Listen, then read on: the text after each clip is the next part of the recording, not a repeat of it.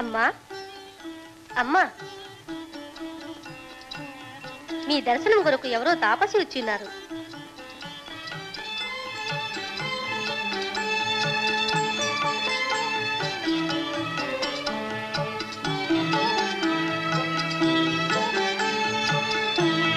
నమస్కారం మునేంద్ర. సుపుత్రావాప్తిరస్తు. ధన్యురాలే.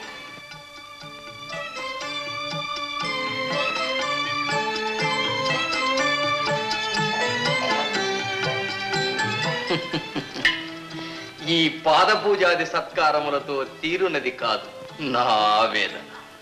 ఆవేదన? అవును, లోక కళ్యాణమునకై నేనొక బృహత్ కార్యమును తలపెట్టి తిని అందుకు నీ సహాయం అర్థించుటకు వచ్చింది. అయ్యో, నా ప్రాణేశ్వరుడు ఇచ్చట లేని సమయమే. అతడు లేకున్ననేమి నీవున్నావు కదా. నేను చేయదగిన సహాయమైన తప్పక చేసేదను. మీరన్నట్లు లోక కళ్యాణమునకే అయినచో నా ప్రాణములు సైతము ధారపోసేదను. సెలవీయండి స్వామి. నా కోరిక ఏకాంతమున మనవి చేయవలే.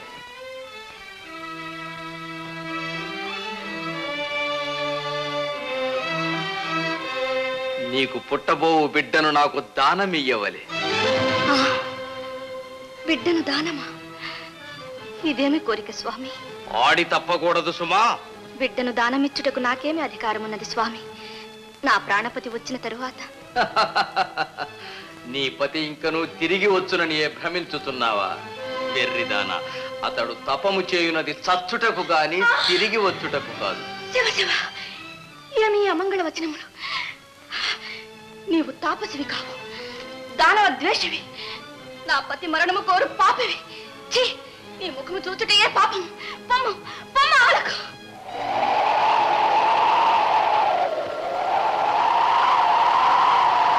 మహేంద్ర,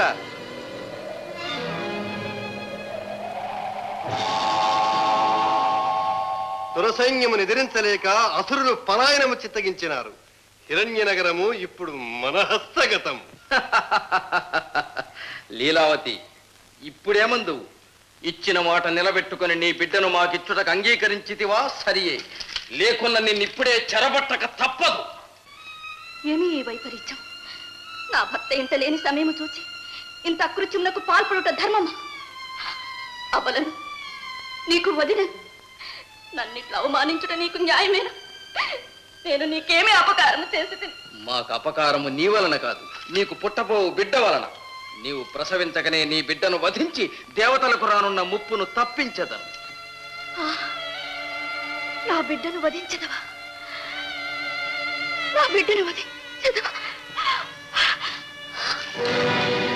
వాయు,